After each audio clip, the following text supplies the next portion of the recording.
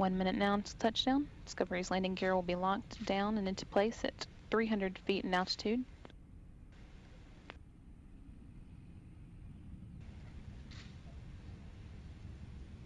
It's currently 3,500 feet and traveling at a rate of 370 miles per hour.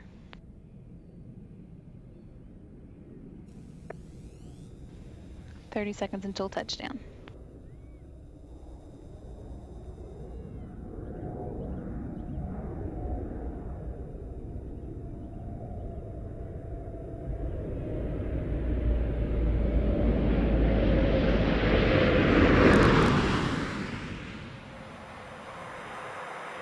Main gear,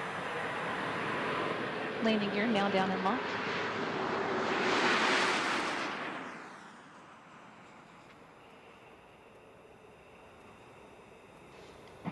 Main gear touchdown.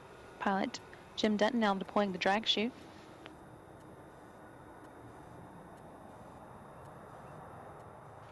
Nose gear touchdown. That brings an end to the STS-131 mission, the 131st Space Shuttle flight, and the 33rd to the International Space Station.